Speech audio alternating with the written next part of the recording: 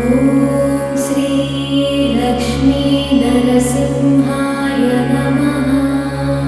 Srivari creations நேயர்கள் அனைவருக்கும் நமஸ்காரம்.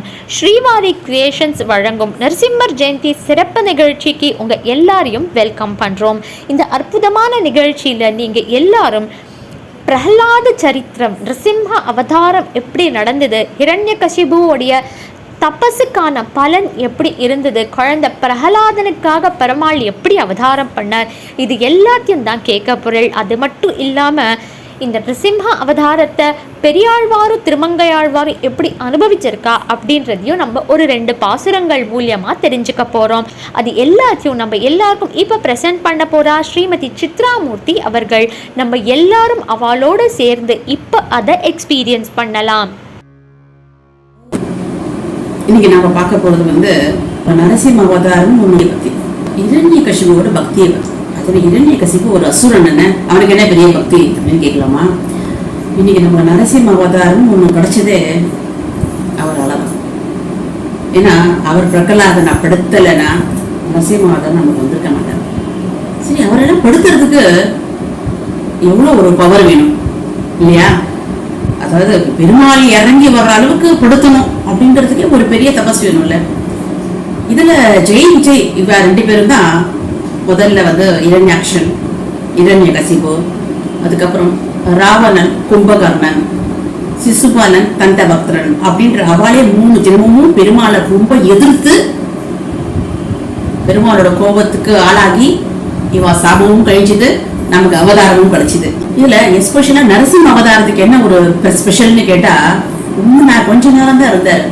அந்த கொஞ்ச நேரத்துல என்ன நமக்கு மெசேஜ்னா, என் பக்தர்களை யார் ஏதாவது தும்சம் பண்ணா பக்தனான பிரகலாதன் கிட்ட வச்சுக்க அவர் இவ்வளவு பெரிய அசுரனான இரண்யகசிபுக்கு ஈஸ்டி போட்டுட்டார் அப்படின்னு கூட நம்ம எடுத்துக்கலாம். சரி, இப்ப இரண்யகசிபு இப்படி ஒரு தபஸ், அப்படி ஒரு தபஸ்.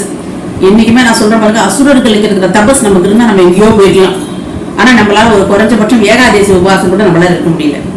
ஏன்னா இவாலாம் அந்த பசி, தாகம், தூக்கம் எல்லாத்தையும் ஒழிச்சு கட்டிட்டு மிச்ச வேலை பார்க்கறாங்க. அதுதான் அசுரர்களுக்கும் தேவர்களுக்கும் உள்ள ஒரு வித்தியாசம். இப்போ நமக்கு இரண்யாக்ஷன் வதம் ஆயிடுத்து, நம்ம முன்னாடியே பார்த்தோம்.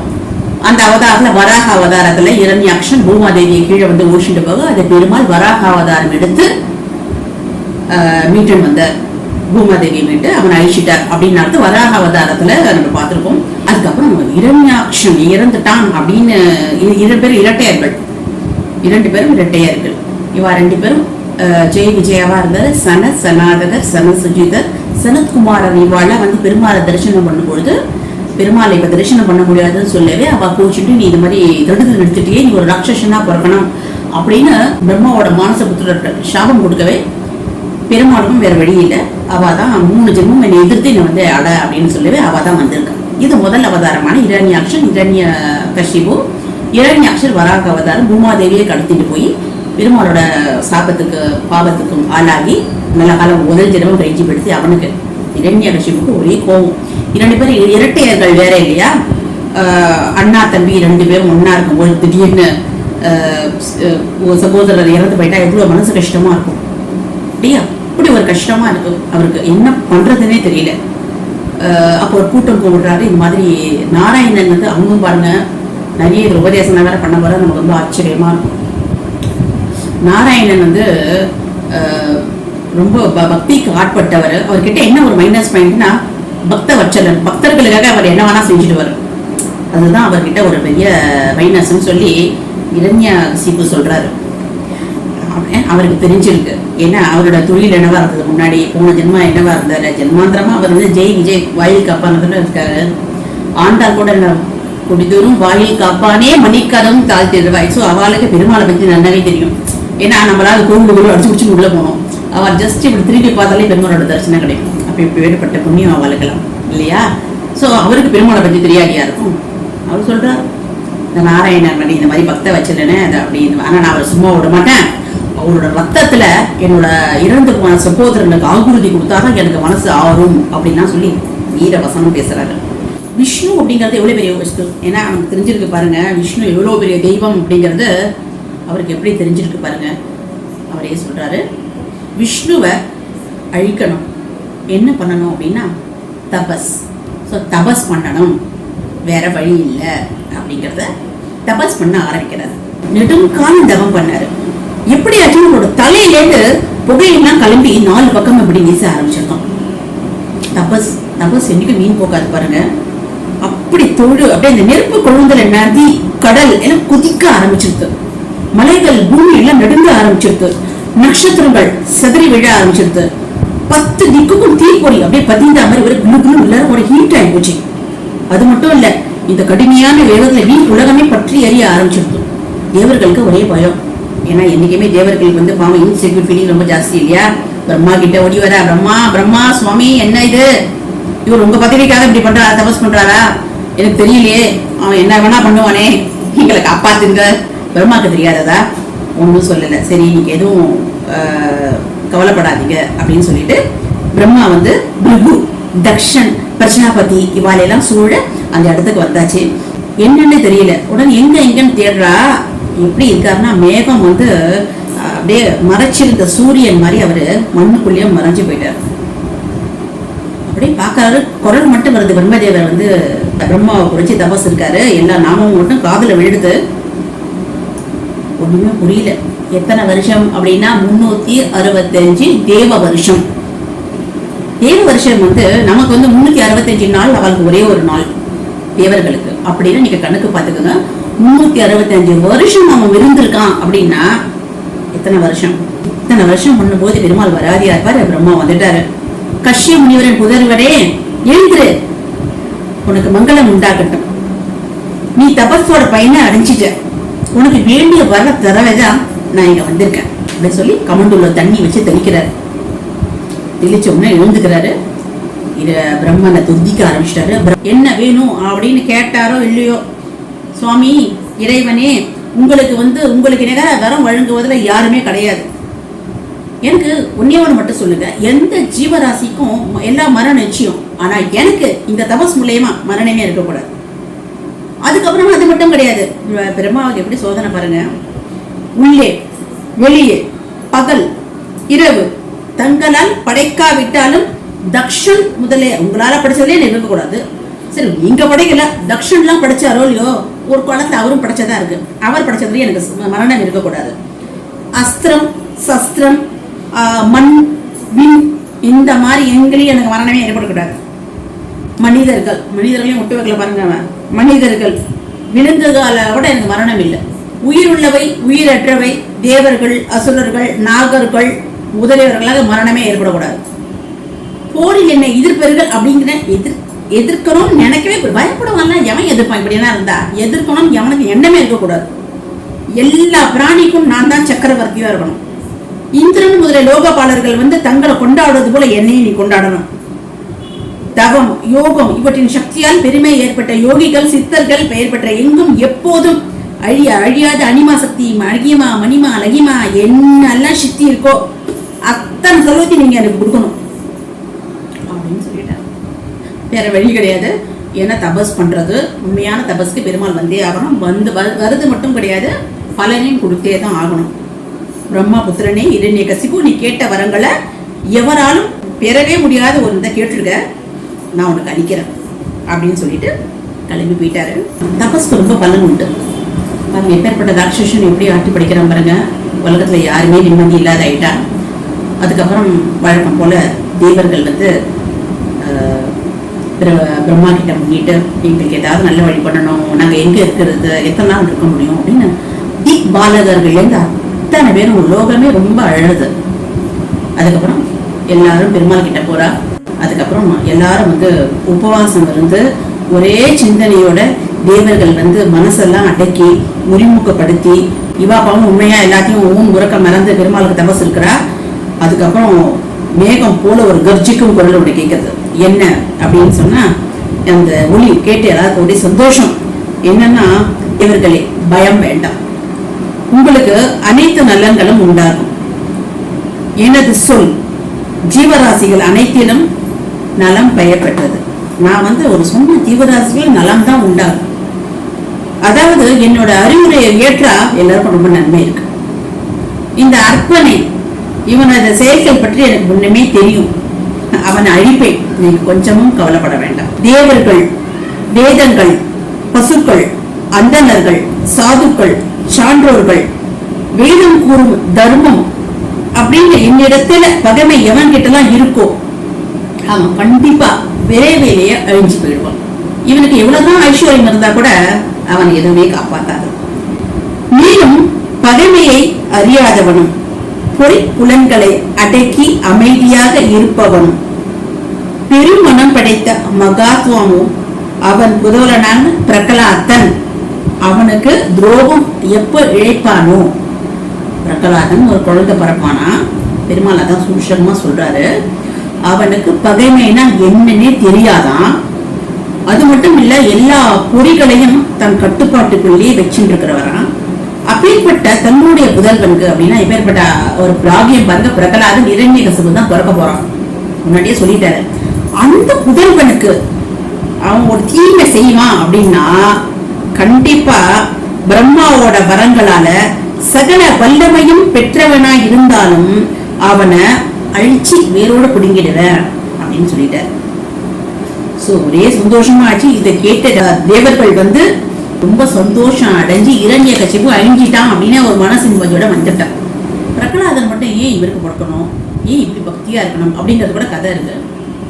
இரண்யகசிபு தபஸ் பண்றதுக்கு முன்னாடி அவரோட மனைவி கடைசியா கர்ப்பவதியா இருந்தா. அப்ப இந்திரன் இவளை எப்படியாவது அழிச்சிடணும் அப்படின்னு சொல்லிட்டு ஒரு குழந்தை எல்லாம் வேற கொண்டுட்டு அவனுக்கு வாரிசு இருக்காது இல்லையா, அதனால இவன் முன்னாடி தபஸ் பண்ணி வரம் வாங்குறதுக்கு முன்னாடியே தபஸ் பண்ணும் போதே இவனுக்கு வம்சம் இருக்கக்கூடாது அப்படிங்கிறதுனால இந்திரன் அவர் மனைவியை கடத்தின்னு போக நாரதர் தடுத்து நிறுத்த, இப்படி இவருக்கு பிறக்கிற குழந்தை தான் உங்களுக்கெல்லாம் சந்தோஷத்தை கொடுக்க போறதுன்னு அவரை அமைச்சு அந்த குழந்தைய அவர் ஆசிரமத்துக்கு அழைச்சின்னு போயிட்டு நல்ல நல்ல கதைகள்னா சொல்லும் பொழுது அவ அம்மா தூங்கிடுவா. ஆனா குழந்தை மூச்சுட்டே கேட்டு. அதனாலதான் நாரதர்கிட்டேருந்து பக்தி யாராவது கேட்டா பக்தி இல்லாத இருப்பாளா. பக்திக்கு முதல்ல வர காரணமே நம்ம நாரதர் தானே. அதனாலதான் நம்ம பிரகலாத சுவாமி பிறக்கும் போதே இவ்வளவு ஒரு சத்துவ குணத்தோடையும் ரொம்ப நல்லவராகவும் பெருமாள் மனசு டச் பண்றவராகவும் இருந்திருக்கிறதுக்கு மெயின் காரணம் அவர்கிட்ட ஒரு குரு கடாட்சம், நாரதரோட கடாட்சம் தான் காரணம். இந்த பிரகலாத சுவாமி எப்படி இருந்தார் அப்படின்னு சொன்னா, சின்ன வயசுல மற்ற குழந்தைகள் மாதிரி விளையாடலாம் மாட்டாராம். மனசுக்குள்ளே ரொம்ப தியானங்கள் சொல்லிப்பாரான். பெருமாளை தான் கட்டி பிடிச்சிட்டு இருக்கிற மாதிரி நினைச்சிட்டு இருப்பாரான். அந்த மாதிரி அப்படி ஒரு பாசம் சின்ன வயசுலேருந்தே அப்படி ஒரு தனிமையா பெருமாளையே குறிச்சுட்டு இருப்பாராம். அதுக்கப்புறம் எதிரையும் நாட்டம் இருக்காது, அப்படி ஒரு சாதுவா இருப்பாராம். பல சமயம் மயிர் கூச்சல் விட்டு கீழே விழுந்துருவாராம். அப்படியே எதுவுமே ஸ்மரணை இல்லாத அப்படியே பக்னமாயிட்டான்னு சொல்ற மாதிரி விழுந்துருவாங்க. ஸோ இப்பேற்பட்ட ஒரு புதல்வன் படிக்காது இருக்க முடியுமா? இதெல்லாம் பார்த்துட்டு சரி பாடசாலைக்கு அனுப்பிக்கணும் அப்படின்னு சொல்லிட்டு பாடசாலைக்கு அனுப்புறார். சுக்கராச்சாரியரோட பசங்க 2 பேர் இருக்கா. அவளோட பேர் சண்டன், அமர்கன் அப்படின்னு 2 பசங்க. சுக்கராச்சாரியர் ரொம்ப சாமர்த்தியம், அவர் தபஸ் பண்ண போயிட்டார். ஏன்னா தெரியும் இந்த மாதிரி கலபரால் நடக்கப்படாது ஞான திருஷ்டி இல்லையா, அவர் தபஸ் பண்ண போயிட்டாரு. 2 பசங்க மட்டும் வச்சுட்டு போயிட்டாரு. அந்த 2 பேரும் சொல்லி கொடுக்குறான், பாடசாலையில் பாடங்கள்லாம் சொல்லி கொடுக்குறா. அதுக்கப்புறம் ஒரு நாள் கொஞ்ச நாள் அந்த குழந்தைங்க வீட்டுக்கு வரும் இல்லையா, பாடசாலையிலேருந்து கொஞ்ச நாள் தங்குறதுக்கு வீட்டுக்கு வரும். அப்போ பிரகலாதன் அழகா அப்பா கேட்டு இரண்யகசிபு கேட்குறாரு, கண்ணா என்னடா செல்லம் படிப்பெல்லாம் படிச்சிருக்கா, என்ன படிக்கிறேன்னு சாதாரணமாக கேட்குறாரு. தந்தே எல்லா ஜீவராசிகளுக்கும் ஒரு பிடிவாதம் இருக்கு, நான் அப்படின்னு சொல்லிட்டு இந்த மாதிரி பற்றி அது பண்ணி வைக்கக்கூடாது. நான் அப்படின்ற கர்வம் இருந்தா நமக்கு எதுவுமே நடக்கவே நடக்காது. இந்த மாதிரி இந்த பற்றுக்கெல்லாம் விட்டு தள்ளி வைராகத்தை மட்டும் பிடிச்சிட்டு ஹரிய அடையணும் அப்படின்றது பக்குன்னு ஆயிடுறது. என்னடா சொல்ற நீ, என்னடா சொல்ற அப்படின்னு சொல்லிட்டு இந்த மாதிரி கேட்டுட்டு இந்த பையன் பாரு வாயிலேருந்து எப்படிதான் வார்த்தை வருது பாரு, புத்தி கட்டு போச்சா, இதுக்காக அவன் ஆசிரமத்துக்கு அமிச்சேன் படிக்கிறதுக்கு பாடசாலைக்கு அப்படின்னு சொல்லி 2 பேரையும் கண்ண பேரையும் திட்டி கூடிடுவாங்க, இந்த மூஞ்சிலே முடிக்க விடாதீங்கன்னு சொல்லி. அப்புறம் அவனை திட்டி கிட்டி திருப்பி படம் சொல்லித்தரா. அப்பா தான் மெயின், இரண்யகசிபு நமக்கு இரண்யர் தான் எல்லாருக்கும். இப்போ உங்கள் அப்பா தான் எல்லாருக்கும் தெய்வமாக இருக்காரு, அவரை சோஸ்தரம் சொல்லு, அவரே தியானம் பண்ணு, அவனுக்கு எல்லாம் சித்தி ஆகும்னு எல்லாம் சொல்லி கொடுக்குறா. திருப்பி அங்கேயும் ஆசிரமத்துக்கு போகிறது எனக்கு தெரிஞ்சுது, பகவானை பற்றி எனக்கு தெரியுற பாக்கியம் நாரதர்களால தான் எனக்கு கிடைச்சது அப்படிங்கிற அசுரர் குழந்தைகிட்ட சொல்றாரு. இந்த மாதிரி அசுரர் குழந்தைக்கு உபதேசம் பண்ணுறாரு. நாராயணனுக்கு குளிச்சுட்டு தபஸ் பண்ணணும், மனசுக்குள்ள ஆனந்தம் இருக்கும். நாராயணரால் முடியாதது ஒன்றும் இல்லை. அப்புறம் சாட்சாத் ஆனந்த சுருவி அவரை அனுபவிச்சாதான் அவரை பற்றி நமக்கு தெரியும் இப்படின்னு சொல்லிட்டு எல்லா நாராயண நாமத்தை சொல்லி எல்லாம் சொல்ல ஆரம்பிச்சுடுத்தோம். எல்லாரும் ரொம்ப பிடிச்சிருக்கு. அந்த குழந்தைக்கு ஆனந்தமாக ஆயிடுச்சு. அதெல்லாம் பாடி ரொம்ப சந்தோஷமா இருந்தது. நாராயணன்னு சொல்லுவேன். அது எல்லாத்துக்குமே ஒரு சந்தோஷம் வர ஆரம்பிச்சது. புத்திக்கிறதுங்க, சந்தோஷப்படுறதுங்க. இப்படியே போகுமா? அவ 2 பேரும் வந்துட்டா. பக்குன்னு ஆகி போச்சு. ஒன்னும் இல்லாதெல்லாம் என் தலையை சீவிடுவேன்னு சொல்லிட்டான். இப்போ இப்படிலாம் இது எல்லாரையும் கெடுக்கிறது எப்படி தெரிஞ்சா என்னை உயிரே விட மாட்டான்னு சொல்லி அவன் ஆட்சிட்டு போய், சுவாமி ராஜா, நீங்களே இந்த பையனை வச்சுக்கோங்க. இது வந்து பையன் மட்டும் கெட்டு போல, அவன் எல்லாரையும் கெட்டு போக வைக்கிறான். குருகுலத்துல அத்தனை வருஷமா நாராயணன்னு சொல்ல ஆரம்பிச்சுடுத்தோ. அப்படி சொல்ல வச்சுட்டான். இனிமே எங்களால இவனை பார்த்துக்க முடியாது, என்னை மன்னிச்சுடுங்கோ அப்படின்னு சொல்லி கொடுத்துட்டு அந்த நீரே இந்த பையனை வச்சுக்கோங்கன்னு சொல்லி என்ன பண்றது? பார்க்கறாரு, கடும் போவோம். ஆனா அந்த பையன் பயப்படவே இல்லை. அதே மாதிரி வழக்கம் போல 1008 ஒரு கஷ்டம். மத யானையை மிதிக்க சொல்றதும். ஆனா அந்த யானை மிதிக்கல.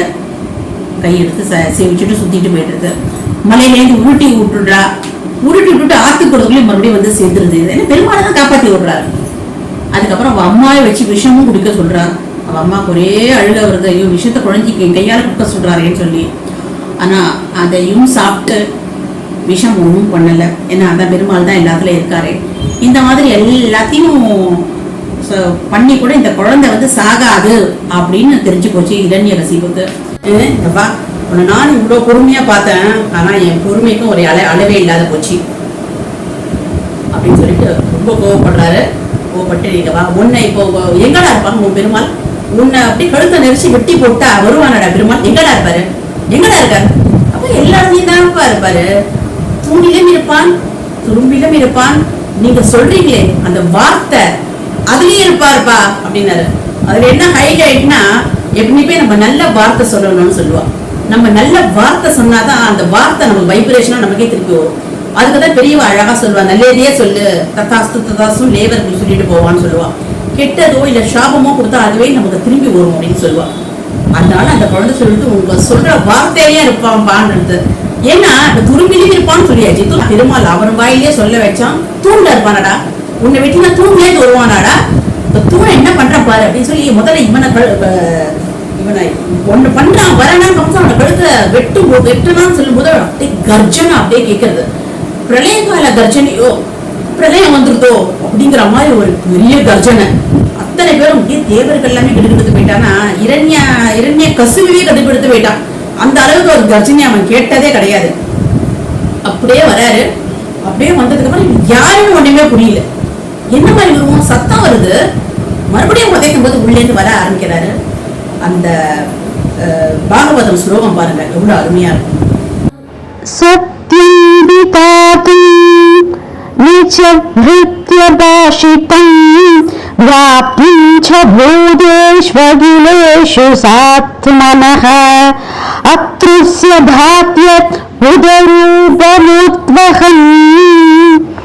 ஸ்தம்பே சபாயும் மிருகம் மானுஷம். இந்த ஸ்லோகத்துக்கு என்ன அர்த்தம்னா, அவன் உள்ளேயும் இல்ல வெளியிலையும் இல்லைன்னா வாசப்படியில தான் அவனோட சமகாரம் ஆச்சு. அதை தவிர என்னன்னா, அத்தனாலதான் அவனுக்கு கழிவு வரும், மிச்சம் யாராலையும் அவனுக்கு கழிவு வராது. சொன்னார்ல பெருமாள் பிரகலாதனை குடும்பப்படுத்தும் போது நான் வருவேன், கரெக்டா அவனை குடும்பப்படுத்தும் போது வந்துட்டார். அதுவும் சத்தியம் பண்ணிட்டு இருப்பாங்க. நம்பர் 2. நம்பர் 3, இந்த சனாதிகள் சனத்குமார்கள் கிட்ட சாபம் வாங்கினா தெரியுமா, 3 ஜென்மம் வந்து எதிரியாவே இருக்கணும்னு. அப்ப அழும் பொழுது அந்த எதிரியா 3 ஜென்மம் இருக்கும்போது 3ஆவது ஜென்மத்தை நான் என்கிட்ட நீங்க வந்துருங்கன்னு சொல்லியிருந்தா அந்த விஜய்க்கு அது முதல் ஜென்மம். அதுவும் ஒரு சரியா போயிட்டா. நம்பர் 3. அதுக்கப்புறம் பிரகலாத சுவாமி சொல்லியிருக்காருல, நான் வந்து நீக்கம் வேற எங்கேயும் நிறைஞ்சிருக்காரு என்னோட பெருமாள் அப்படின்னு சொன்னது மெய்ப்பிக்க கூட வந்திருக்காராம். கரெக்டா தூண்ல இருப்பாருப்பா, உடச்சா எப்படி வந்துருப்பாருங்க. அதுவும் மெய்ப்பிக்கிறதுக்கு இந்த ஸ்லோகத்துக்கு இவ்வளவு அர்த்தம் இருக்கான். எல்லாத்துக்கும் மேல 5வது, நாராயணன் நாமம் சொன்னா துன்பம் அடைய மாட்டான், என்னுடைய பக்தனை கஷ்டப்பட நான் விட மாட்டேன் அப்படிங்கிறதுக்காக ஒரு 5வது தான் ரொம்ப முக்கியம். பாருங்க, இந்த ஸ்லோகத்துக்கு ஒரு பெரிய அர்த்தம் வந்துட்டாரு. இதெல்லாம் வந்து ஆழ்வார்கள் இப்படி நம்ம நிறுத்திக்கலாம். இந்த மாதிரி வெளியே வந்ததை ஆழ்வார்கள் விடுவாளா? ஆழ்வார்கள்ல இந்த பெரிய ஆழ்வார்னு ஒருத்தர் இருக்கார் பாருங்க. அந்த அப்பாவும் பொண்ணு ஆண்டாளமாவும் பெருமாளை விடவே இல்லை. கிருஷ்ணரை அவன் கொஞ்சம் மிச்சம்தான், நம்மலாம் கொஞ்சம். ஏன்னா அவ அப்படி ஒரு பருவம் சப்பானி பருவம், குழந்தை பருவத்திலேருந்து தொட்டிலேருந்து மாணிக்க தொட்டிலேருந்து குழந்தை சாப்பிடுறது, காக்கா காமிக்கிறது, குருவி காமிக்கிறது, நடுநடுல அவரோட மதங்கள் அவரோட லீலைகள் வேற சொல்லி பெரியாழ்வார் பண்ற பாசுரத்தை படிச்சா அப்பா அவர் எவ்வளோ பக்தின்னு தெரியும். ஞானதெல்லாம் விட்டுதல்லுங்க, ஞானம் இருந்தால் வந்து எழுத வரும், தமிழ் பற்றுள்ளதான் பக்தி அப்படி கலந்து இருக்கும். ஆண்டாள மாதிரி கேட்கவே வேண்டாம். சரி, இப்ப இவர் ஒரு பாசுரம் பாருங்க. அளந்திட்ட தோணை அவன் தட்ட அங்கே வளர்ந்திட்டு வாழுகீர் சிங்கு உருவாய் உளந்தொட்டிரணியன் ஓ மார்வகலும் பிளந்திட்ட கைகளால் சப்பானி பேய்முலையுண்டானே சப்பானி. இந்த பாசுரத்துல என்ன அப்படின்னு சொன்னா, அளந்திட்ட தூணை பெருமாள் ஏற்கனவே அளந்து வச்சுட்டாரு. ஏன்னா குழந்தை சொல்ல போறேன், தூணு தான் சொல்ல போறான்னு, தூணை எவ்வளவு விடணும், எப்படி அடிமா, எப்படி வரணும், எல்லாமே கேல்குலேஷன். அந்த மாதிரி வந்தாரோ இல்லையோ. சோ இந்த மாதிரி உழந்தவன வந்தாரு. இந்த தங்கமயமான ஒரு இரண்ய கசிவோட பயம் ஜொலிக்க ஆரம்பிச்சிருப்பான், தங்கம் மாதிரி. அப்படி நரசிம்மர் தான் வெளில வர்றாரு. அவரால் சாந்தமா இல்லைன்னா அவர் எப்படி ஆக்ரோஷமா வர்றாரு. அவரோடது அப்படியே தங்க குழம்பு, இவரோடது தங்க குழம்பு, ரெண்டு பேரும் தங்க குழம்பா இரண்யன வயத்தை அவரை கலக்க ஆரம்பிச்சிருப்பான். அப்படிங்கிற மாதிரி நம்ம பாசுரத்துல வந்து நம்ம பெரியாழ்வார் ரொம்ப அழகாக சாதிச்சிருக்கிறோம். அப்பேற்பட்டவர் வந்து நம்ம இரண்யனை ரெண்டா பிரிச்சு போட்ட அப்படின்னு சொல்லி, இரண்யகசிபுவை பிரிச்சு போட்டுட்டார் அப்படின்னு சொல்லியிருக்காரு. அடுத்தது திருமங்கை ஆழ்வார். அவர் விட்டுடலாமா? நம்ம எல்லாம் திவ்ய தேசத்துக்கு அந்த காலத்துல நம்ம ஆழ்வார்லாம் ரொம்ப சாமர்த்தியம். கண்ணை முடின உட்கார்ந்த இடத்துல அத்தனை திவ்ய தேச பெருமாள் என்னை பத்தி எழுதுன்னு சொல்லி அவர் உட்கார்ந்த இடத்துல எழுதிட்டாரு. ஒரு சில ஆழ்வார்கள் ஒரு சில திவ்ய தேசத்துக்கு போயிருக்கா, மங்களாசாசனம் பண்ணியிருக்கா. நான் திருமங்கை ஆழ்வார் ராஜாவா இருந்தவர் ஆல்மோஸ்ட் எல்லாம் கம்ப்ளீட் பண்ணிட்டு தான். எல்லா 108 திவ்ய தேசமும் அவர் மங்களாசாசனம் பண்ணி தான் நம்ம எல்லாம் பார்க்க வேண்டிய ஒரு பாகியம் படைச்சிருக்கு. ஷீராப்தி வைகுண்டம் நம்மளால போக முடியாது, அப்புறம் போவோம் என்னவோ தெரியல. இந்த மாதிரி ரெக்கார்டோட பெருமாள் கட்டியை சொல்லிட்டு கேட்டுட்டு இருந்தா நமக்கு ஒரு சான்ஸ் இருக்கு கண்டிப்பா. சரி, ஆனா இப்போ இல்ல, 106 தான் முக்கால்வாசி எல்லாம் நம்ம திருமங்கை ஆழ்வார் என்ன சொல்லியிருக்காரு ஒரு பாசுரத்துல அப்படின்னு சொன்னா, சிங்கவேல் குன்றம் அப்படின்ற ஒரு திவ்ய தேசத்தை பத்தி எழுதியிருக்காரு. அங்கஞாலம் அஞ்ச அங்கு ஓரளியாய் அவுணன் பொங்க ஆகம் வள்ளுகிறாள் பொழ்ந்த புனிதனிடம் பைகணானை கொம்பு கொண்டு பத்திமையால் அடிக்கே செங்கண்ணால் இட்டிறைஞ்சும் சிங்கவேல் குன்றமே. இதுல பாசுரத்துல என்ன அர்த்தம் அப்படின்னு கேட்டா, திருமங்கை ஆழ்வார் வந்து தாபப்படுறான். என்ன தாபம்னா, நான் இவ்வளவு பாவம் பண்ணிட்டேனே, பெருமாள் என்னை எப்படி ஆட்கொள்வார், நான் இவ்வளவு தப்பு பண்ணிட்டேனே, நான் எந்த விதிக்கு போவேனே, எனக்கு வந்து பெருமாளோட என்ன ஆட்கொள்வாரா அப்படின்னு ஒரு தாபத்துல நம்ம ஆழ்வார் சொல்லும் பொழுது பெருமாள் சொல்லுவோம், ஆழ்வீர் நீங்க கஷ்டப்படுறீர். ஒரு யம தூதர்கள் கூட ஒரு குடும்பப்படுத்த முடியாது, ஒரு குழந்தைய ஒரு யம தூதர்கள் கூட கம்மியான குடும்பப்படுத்துவாராம். ஆனா அதை விட கொடுமையா ஒரு பெத்த தகப்பனார் ஒரு குழந்தைய அவ்வளவு குடும்பப்படுத்தி இருக்காரு. பார்த்துருக்கோம்ல, நெருப்புல போட்டு மலையில உருட்டி விட்டு விஷத்தை கொண்டு பாம்பை கடிக்க வச்சு ஒன்னும் குறவு கிடையாது. எமக்கு இங்க இருக்கவங்களா நம்மள மூணா மனுஷா, தப்பு பண்ண வா, அவெல்லாம் டியூட்டியில இருக்கா, தப்பா வா, ரைட்டா மோட்சத்துக்கு போ, சொர்க்கத்துக்கு போ அப்படின்னு இவெல்லாம் அதுக்கு நான் அப்பாயிண்ட் பண்ணிருக்கிறா. இவ வந்து இவ வேலையை ஒழுங்கா செய்யறா. ஆனா அப்பா அப்படின்னா இவ்வளவு பெரிய போஸ்ட். இந்த அப்பாவாவது குழந்தைய ஒரு அப்பா குழந்தைக்காக உயிரே கொடுத்துருவாங்க.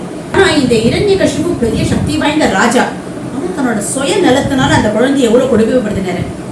அதுதான் பெருமாள் சொல்றாரு, அப்பேற்பட்ட இந்த இரண்யகசிபு கொடுமைப்படுத்தின அந்த பிரகலாத குழந்தைய நான் எப்படி காப்பாத்தினேன், உன்னை காப்பாற்ற மாட்டேனா அப்படின்னு கேட்கிறாரு. அது மட்டும் இல்ல, சிங்கவேல் குன்றம் எப்படி இருக்கும்னு சொன்னா பார்க்கவே பயங்கரமா போக முடியாதான். சிங்கவேல் குன்றத்தில் இருக்கிறவாலும் வேடர்கள் தான் ஜாஸ்தி இருப்பாராம். அங்கே வேடர்கள் கிட்ட வந்து ரொம்ப வேடர்கள் தெரியுமா, அவங்களுக்கு பயங்கர சூலங்கள்லாம் வச்சுட்டு ரொம்ப பயங்கரமா இருப்பா. அந்த காட்டுவாசின்லாம் சொல்றாங்க, அவகிட்டலாம் குப்பை கொட்ட முடியாது. அந்த மாதிரி இடத்துல தான் பெருமாள் இருக்காரு. ஆனா அந்த மாதிரி இடத்துல போய் பெருமாளை சேவிச்சுட்டு வந்துட்டாரு வாழ்வார். அந்த மாதிரி இடத்துல அந்த பெருமாளை பார்க்கறது எவ்வளவு சௌலபியம். ஆனா நமக்கு பயம் இல்லை, பக்தர்கள் இல்லையா, பக்தர்களை யாரால என்ன பண்ண முடியும், ஒன்றும் பண்ண முடியாது இல்லையா. அந்த மாதிரி ஒரு சிங்கவேல் குன்றத்தை பத்தி நம்ம ஆழ்வார் திருமங்கை ஆழ்வார் சாதிச்சிருக்காரு. இரண்யகசிபு உடைச்சாரு, வெளியில வந்துட்டாரு. எப்படி அப்படின்னு சொன்னா நீங்க எல்லாம் கண்ணை முடி எனக்கு கண்டிப்பா கேட்கணும். எப்படி வந்தார் அப்படி நரசிம்மர் வந்து அவர் எடுத்து வந்து நிற்கிறாரு. நின்னா எப்படி இருக்கிறது, திருமேனி பார்க்கவே பயங்கர பயமா இருந்தது. துருக்கி வார்த்த தங்கம் போல ஒரு கண்ணு, பட்டா கத்தி போல ஒரு பெரிய கத்தி மாதிரி ஒரு நாக்கு, சிங்க நாக்கு எப்படி போகும் அந்த மாதிரி போகுமா. விகாரமான கோரை பற்கள், அதே மாதிரி பட்டா கத்தி போல அப்படியே ஒரு கூர்மையான நாக்குன்னு பார்த்தா புருவம் நெரிக்கிறதே ஒரு பயங்கரமா இருக்கும். இப்படி ஒரு புருவம் அப்படி நெரியுமா, அதுவே பயங்கரமா இருக்கு. காது ஒரு பக்கமாவே திருப்பின்னு இருக்கு, மலை போக்க மாதிரி ஒரு மூக்கு. அதுக்கப்புறம் பார்த்தாலே ஒரே பயம். இதுல கர்ஜனை வேற போறா வரைக்கும் அப்படியே நின்னளவாடி திருமேனி, அப்படி உயரமா இருக்காரு. குட்டியோண்டு பருத்த கழுத்து, பரந்த திருமார்பு, சின்ன இட, அதுக்கப்புறம் திருமேனி ஃபுல்லா அப்படி என்னது உள்ள வெள்ள ரோமங்கள் மாதிரி ஜாஸ்தியா இருக்கும். கூரிய நகங்கள், நூற்றுக்கணக்கான ஆயுதங்கள்லாம் இருக்கிறதா அப்படின்னு சொன்னா எவராலும் அசைக்கவே முடியாத ஒரு பயங்கரமான ஒரு திருமேனியா இருக்கு. அதை பார்த்ததுக்கு அப்புறம் ஆயுதங்கள் பார்த்தா யாருதான் வெப்படமா இருக்காங்க கண்டுபிடிச்சா விஷ்ணுவா தான் இருக்க முடியும். வாசப்படியில ஒரு பாம்பு எலியை எப்படி அசாத்தியமா பிடிக்கணும் அந்த மாதிரி உட்காத்தி வச்சு ஒரே ஒரு கீழான் அப்படியே கூரிய நகத்துல சக்கரத்தாழ்வாங்க நகத்துல இருந்து உட்காந்துருக்கிறதா சொல்றாரு நிறைய ஆழ்வார்கள்லாம். அப்படியே கிழிச்சு கூட குடுப்பனை பாருங்க, அப்படியே தொலா வரணும். ஏதாவது அவனுக்கு எதாவது ஈரம் இருக்கா அப்படின்னு சொல்லி அப்படியே அந்த கொடலை மாலையா போட்டுட்டு அவருக்கு அப்படியே கோபம் தாங்க முடியல. அப்படி ஒரு கோபம் அப்படியே பொங்கலாரு. சம்பகாரம் ஆயிடுறது. எல்லாரும் தைத்தியவர்கள்லாம் ஓட விரட்டுறாரு. அப்படி எல்லாம் அப்படியே பயந்து நின்று போய் எல்லாரும் ஓடி போயிடுறாரு. அப்ப பிரார்த்தனை. அப்ப யாரெல்லாம் பிரார்த்தனை பண்றா அப்படின்னு சொன்னா இந்திரன், பிரம்மதேவர், இந்திரன், பரமசிவன் எல்லாரும் பண்றான். பித்ருக்கணங்கள், அதுக்கப்புறம் சித்தர்கள், வித்யாதரர்கள், நாகர்கள், மனுக்கள், பிரஜாபதிகள், அப்சரஸ், அதுக்கப்புறம் கிம்புருஷர்கள், சித்தி பெற்ற கிண்ணறர்கள், அதுக்கப்புறம் விஷ்ணு பாஷர்கள் அத்தனை பேரும் சோஸ்திரம் பண்றான். அதுக்கப்புறம் பிரம்மா பார்த்தாரு, போகும் அடக்கிறாங்க. அதுக்கப்புறம் பிரம்மா சொல்றாரு, லட்சுமி மகாலட்சுமி தாயே நீங்க போனாரு. இந்த மாதிரி நான் உருவத்தை பார்த்ததும் இல்ல, காதால கேட்டதும் இல்ல, எனக்கே பயமா இருக்குன்னு சொல்லி என்னதான் பண்றது பிரகலாத சுவாமி நீங்க போங்க அப்படின்னு சொல்லிட்டு பிரகலாத சுவாமி கொஞ்சம் கூட பயப்படாத பெருமாள் கிட்ட சோஸ்திரம் பண்ணாரு. இந்த கொள்ளுங்க, இப்ப நீங்க இருக்கீங்களே சிங்க அவதாரம், நரசிம்ம அவதாரம், இது எவ்வளவு நல்லா இருக்கு தெரியுமா? எத்தனை பேர் பின்னாடி தியானம் பண்ணுவா தெரியுமா இந்த அவதாரத்தை? சுவாமி எனக்கு கொஞ்சம் அமைதியா இருக்கும் அந்த குழந்தை சொல்றது. உங்களோட திருமுகம் எப்படி தெரியுமா சுவாமி இப்ப இருக்கு? படு பயங்கரமா இருக்கு, அப்படி பயமா இருக்கு. ஒரு தீ போல இருக்கு உங்க நாக்கு, சொல்லிட்டு வருது சுவாமி. உங்களோட சூரிய ஒளியே மிஞ்சிற அளவு ஒரு பயங்கரமான ஒரு கண்ணு, பார்க்கவே கண்ணெல்லாம் பூசமா இருக்கு. கோரான ஒரு பற்கள், குடலை வேற மாலையா போட்டு இருக்கீங்க. விடைகள்லாம் அப்படியே வெள்ளை பீரிச்சு அப்படி விட்டு நிக்கிறது சுவாமி. உங்களை பார்த்தாலே அப்படியே ஒரு கர்ஜனை, அப்படியே பகைவரோட மார்பு அப்படியே பழக்கிற மாதிரி ஒரு பெரிய நகம், உங்களோட குடலு. சுவாமி ஆனா எனக்கு இதெல்லாம் பயம் இல்லை. எனக்கு என்ன தெரியுமா சுவாமி பயமா இருக்கு? இந்த சம்சார சாகரம் தான் பயமா இருக்கு சுவாமி. அதுல இருந்து தான் நான் எப்படி கரையேற போறேன்னு எனக்கு தெரியல. அதை நினைச்சுதான் நான் பயப்படுறேன் அப்படின்றது. இது பிரகலாதன் அவருக்கு சொன்னது இல்ல, அவர் ஜெயிச்சுட்டாரு. 1000 கஷ்டம் வந்த கூட பெருமாள் தான் சொல்லிட்டாரு இல்லையா? சோ இந்த வார்த்தை அவருக்கு இல்ல, இதெல்லாம் நமக்கு தான் சுவாமி. நீங்க சாந்தம் அடையணும் அப்படின்னு சொல்றாரு. திருப்பி சொல்றது, அழகிய சிங்கரே உங்களுக்கு எனக்கு உங்களை ரொம்ப பிடிக்கும் சுவாமி. நீங்க எல்லாருக்கும் நண்பரா இருக்கே, உங்களை யாராவது நண்பரை ஆக்கிட்டா அவளுக்கு என்ன கஷ்டம்? அவர் காரியத்தை நீங்க எப்படி இழுத்து கட்டிட்டு செய்தீர்கள் சுவாமி. சுவாமி உங்களோட கருணை தான் யாருக்கு வரும்? அவதான் உங்களை யாராவது ஃப்ரெண்டா நினைச்சு உங்ககிட்ட ஒரு பக்தி பண்ணி உங்களோட மனசை ஆட்கொண்டுட்டா அவளுக்கு கஷ்டம் ஏது? எதுவுமே அவளை ஒண்ணுமே பண்ண முடியாது சுவாமி. அவ எவ்வளவு ஒரு பாக்கியவான் சுவாமி. அவளோட திருவடியை நான் வேண்டேன் அப்படின்னு நம்ம பிரகலாத சுவாமி சொல்றேன். நாங்க தப்பே பண்ணக்கூடாது. இதுவரையிலும் எவ்வளவு பண்ணமோ எங்களுக்கு தெரியாது, இனிமே என்ன பண்ண போறோமோ அதுவே எங்களுக்கு தெரியாது. ஆனா இப்போ உன் திருவடி அப்படியே கெட்டியா பிடிச்சுட்டோம் சுவாமி. இனிமே எல்லாமே நீங்க தான் அப்படின்னு நம்ம சொல்றோம் இல்லையா? அதுதான் உண்மையான பரிகரமா பிரகலாத சுவாமி சொல்றாரு. பிரகலாத சுவாமி இப்படி சுதி பண்றாரு. அப்படியே வர்ணிச்சதுக்கு அப்புறம் நம்ம நரசிம்மருக்கு அப்படியே கோபம் அப்படியே கம்மியாயிடுது. சொல்றாரு, பிரகலாதா எல்லா நலன்களையும் பெற்றவரே, உனக்கு எல்லா நலனும் உண்டாகட்டும். அசுர சிரேஷ்டரே, உன்னை கண்டு ரொம்ப மகிழ்ச்சி ஆயிட்டேன், கோவம்லாம் பறந்து போயிடுது. Thank you so much to Srimati Chitra Murthy, viewers and audience. இந்த நிருசிம்ஹ அவதாரம் பிரகலாத சரித்திரம் எபிசோட் உங்கள் எல்லாருக்குமே கண்டிப்பாக பிடிச்சிருக்கும் அப்படின்னு நினைக்கிறேன். ஏன்னா ஒவ்வொரு காட்சியும் நம்ம எல்லாராலையும் விஷுவலைஸ் பண்ண முடிஞ்சது. அவ்வளவு அற்புதமாக இருந்தது அவளுடைய ஸ்பீச். எங்கள் வீடியோஸ்லாம் உங்கள் எல்லாருக்கும் கண்டிப்பாக பிடிச்சிருக்கும் அப்படின்னு நினைக்கிறேன். எங்கள் ஸ்ரீவாரி கிரியேஷன்ஸ் சேனலில் குரு கடாட்சமில் தாயார் மகிமை, வராக அவதாரம் அப்படின்னு இன்னும் நிறைய வீடியோஸ் இருக்குது. அதெல்லாமும் எல்லாரும் கண்டிப்பாக போய் பாருங்க. ஸ்ரீவாரி கிரியேஷன்ஸ்க்கு கண்டிப்பாக சப்ஸ்கிரைப் பண்ணுங்க. எங்கள் வீடியோஸ்லாம் உங்களுக்கு பிடிச்சிருந்ததுன்னா லைக் பண்ணுங்க, ஷேர் பண்ணுங்க. மீண்டும் ஒரு அற்புதமான எபிசோடில் உங்கள் எல்லாரையும் நாங்கள் மறுபடியும் சந்திக்கிறோம். அது வரைக்கும் நமஸ்காரம்.